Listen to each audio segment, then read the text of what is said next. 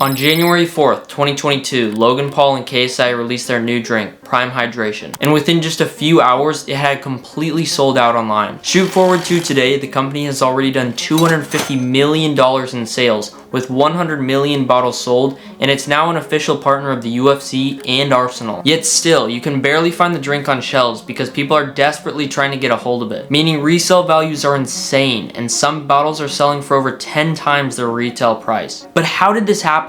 How did KSI and Logan Paul go from enemies to friends to now rivaling Gatorade? And will they become billionaires from Prime? Well, it starts before the Super Bowl ad, before the major brand partnerships, before the energy drink, and even before Prime was an idea. It starts on February 3rd of 2018 when KSI fought in the first ever YouTube boxing event against Joe Weller. And after winning the fight by technical knockout, KSI realized he could do this boxing thing. He started looking for his next opponent, someone who had the same clout as he did, someone he could create beef with. That someone was Logan Paul, who had just gotten out of the whole Suicide Forest incident with a teary-eyed apology. I've made a severe and continuous lapse in my judgment, and I don't expect to be forgiven.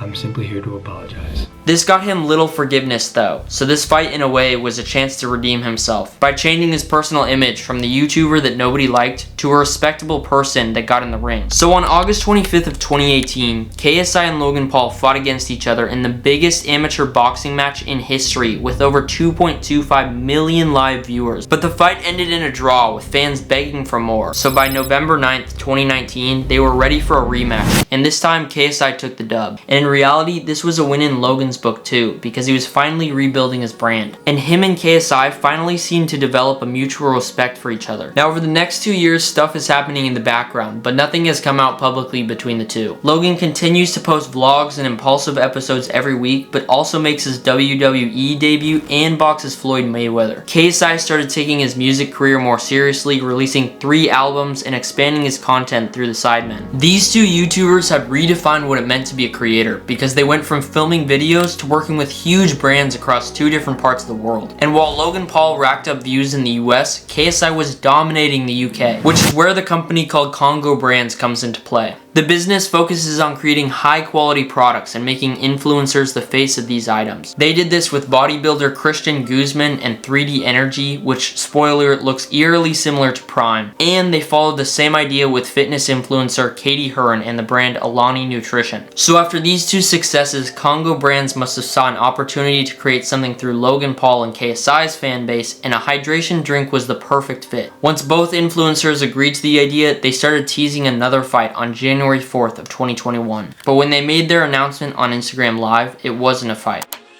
We have created our own drink company. Yes!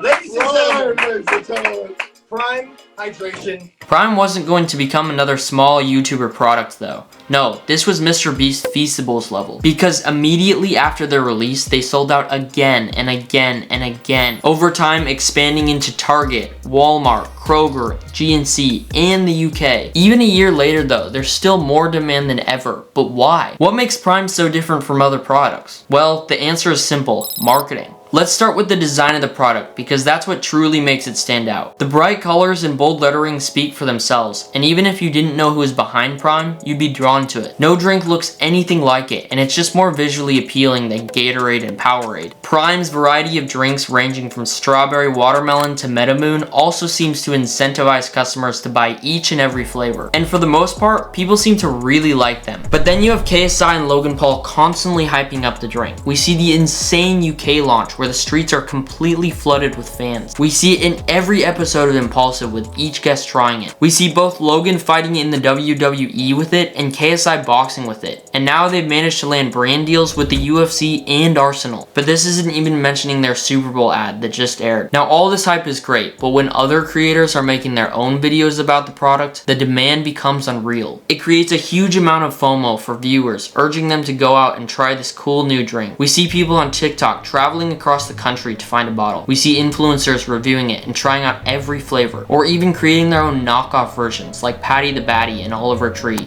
Slime. 3,000 calories. Oliver, these look similar. And all this publicity means Prime isn't just a drink anymore. It's a trend. It's a movement. Now obviously this hype can't last forever, but because the drink is advertised as fairly healthy compared to its competitors, people have more incentive to continue buying it over the long run. And tie this in with Prime expanding their product line to energy drinks, the brand has opened themselves up to new potential buyers. Because right now, the only problem the company has is supply. They can't produce the drink fast enough, which means people are reselling the drink for astronomical prices. One UK store owner has blown up on TikTok for his recent controversies because his store, Wakey Wines, keeps marking up the drink. He even managed to convince a lady to buy a 10-pack of Prime Energy for $1,500. Now this obviously is a rare case, and KSI has publicly denounced the store several times, but as long as Prime can continue to scale their production to keep up with demand, then the sky's the limit. KSI and Logan do need to continue making noise about the product though, because that's what keeps people interested. And Logan needs to stop getting into murky waters, because his NFT scam, CryptoZoo, that CoffeeZilla brought to light at the end of 2022 is not doing him any justice. In fact, it really hurt his brand the way he handled it by first claiming he was going to sue CoffeeZilla before deleting that video and then thanking him for what he's done.